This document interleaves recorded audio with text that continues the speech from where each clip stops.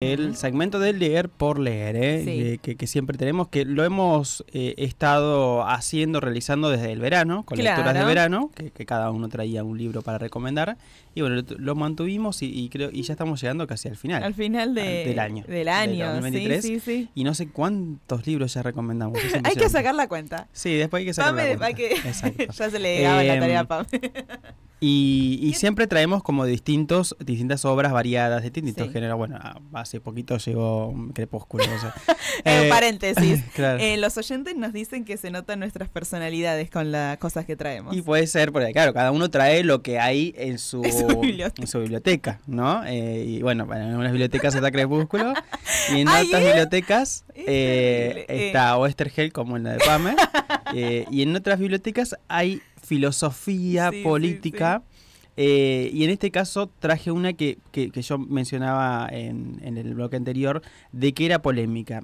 Era polémica en su momento. Estamos hablando, y acá se los muestro para aquellos que están a través de Twitch o los que van a ver después en YouTube. La tapa es tan por muy lejos, ahí lo va a acercar a la cámara para que se vea, me tapa a mí, pero no importa. El Tratado Teológico Político de Baruch Spinoza. Este Tractatus Theologico Politicus, ¿no? Como su nombre en latín lo indica, es una obra filosófica de este justamente neerlandés, estamos hablando de Spinoza, que fue en el año 1670 publicado de manera anónima. Sí. ¿Y por qué de manera anónima? Porque era muy, para esa época, era muy impactante leer un tratado teológico que hable de las Sagradas Escrituras, ¿no? Él pone en manifiesto en esta obra llegar a un acuerdo de la manera en que para él, filósofo de la época, se tenía que entender las Sagradas Escrituras y todo el conocimiento que teníamos nosotros, o que tenía la humanidad en ese momento, de los inicios del planeta Tierra. Claro. Él era de religión judía, él fue expulsado de la sinagoga, sus padres incluso le quitaron, bueno, la herencia, porque claramente él había dejado su religión por completo para dedicarse a la filosofía. Y en ese momento la filosofía era considerada como la oposición, lo contrario, blasfemo, por considerar esto, por siquiera plantearse ciertas cuestiones. Él de alguna manera quiere innovar con esta filosofía de la religión o filosofía política y armar, como él dice, una disertación distinta. Y fue criticado e incluso se le llamaba el ateo, ¿no? Claro. O el príncipe de los ateos, como también en su momento se le decía. Pero muchos otros autores filosóficos también, y no, han tomado parte de sus obras. Él escribió también escribió Ética. Él se había formado con Descartes, se había formado con distintos autores también de esa época que tenían que ver con la matemática, con la física, con la astronomía, porque él consideraba que era como, tenía que llegar a una obra, pero tratando de sacar lo mejor de todos. E incluso de Hobbes, ¿no? Con esta idea de la naturaleza, el ser que vive en estado natural y que para dejar de lado su idea de yo me salvo solo, para decirlo con nuestras palabras, decide asociarse en una sociedad, decide asociarse con otras personas, armar una sociedad, pero delegando sus derechos. ¿Delegando en quién? En un representante, lo que después se considera la democracia. Digo, él pensaba en un ser en estado natural, que era anterior a la sociedad, y un ser civilizado, ¿no? Que vive en una civilización, pero que tiene que delegar sus derechos, esos derechos que eran naturales, en delegar en una persona que los va a representar, ¿no? Sí. Él habla un poco sobre esto, pero quizás quiero yo tocar, porque tiene como más de 20 capítulos.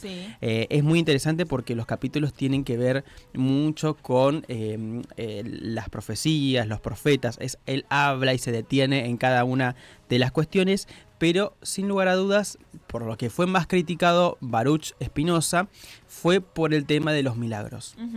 él cuestionaba los milagros, pero no cuestionaba desde el punto de vista que decía no existieron. Y eso es que para mí no lo entendieron en su momento. Él decía, sí existieron, pero no como tal. O sea, como milagro entendido, que es algo que es contra la naturaleza o es algo que uno se asombra, claro, sucedieron, pero no contra la naturaleza. Sucedieron porque la naturaleza, que él, para el puntapié inicial, la naturaleza lo es todo y la naturaleza es Dios. Claro. Él cree que la naturaleza lo es todo y Dios lo es todo. Aparte de esa base. Así que a partir de ahí tenés que entender todo lo que después Spinoza te dice. A partir de este análisis de los textos bíblicos que él realiza, él concluye que las Sagradas Escrituras, menciona, no solo permiten, sino que exigen que cada uno interprete sus pasajes según su propio contexto histórico, cultural y según su situación y carácter personal, con el fin de que estos enciendan en cada uno la máxima obediencia a la ley. Es decir, él dice que la Biblia, que las Sagradas Escrituras tenían un fin y un objetivo que era la obediencia. Que el hombre pueda, digamos, de alguna manera, a semejanza de las Escrituras, vivir bien, vivir en una sociedad civilizada. Entonces, él dice, pero necesitan que cada uno lo interprete a su manera, con su contexto, con su estilo de vida.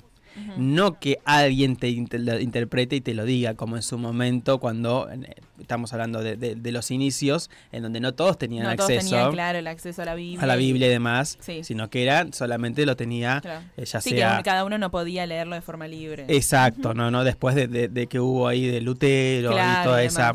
La reforma, cada uno podía tener su Biblia en la casa. Pero digo, hasta ese momento no se podía. Entonces, esto es lo que él plantea. Y para esa época, te imaginas, olvídate, no lo aceptaron en ningún lado. En el único lugar donde sí lo aceptaron fue en Ámsterdam, porque, o los Países Bajos, Holanda, en ese momento vivía una situación distinta a la que se vivía en Europa con respecto a las monarquías. Era un país más liberal, que incluso tenía una forma de gobierno distinta a las demás, y que por eso él podía llegar a plantear esto. Pero aún así, su obra no pudo ser publicada, y lo hizo de manera anónima, y no fue muy comercializada en sus primeros años. Pero sí los demás autores lo utilizaban y creían en la importancia de lo que había conseguido Spinoza. Por ejemplo, es una frase que son algunas frases de que están en el Tratado Teológico Político de Baruch, que dice: cuando la Escritura afirma que esto o aquello fue hecho por Dios o por su voluntad, no entiende sino que eso se hizo según las leyes y el orden de la naturaleza. Y no, como opina el vulgo, él dice como opina el resto de las personas, que la naturaleza dejó entonces de actuar o que su orden fue interrumpido algún tiempo. Es decir, cuando se produce un milagro, él dice, no es que fue algo contra la naturaleza, fue algo que nosotros decimos es imposible. No, fue posible y fue real por la naturaleza. Es lo que él interpreta. No es que, por eso dice, mucha gente dice, no, pero él dice que los milagros no existen. No, él dice que existen. Lo que él dice es que no son contra la naturaleza, porque no pueden ser contra Dios. Y él cree que la naturaleza es Dios.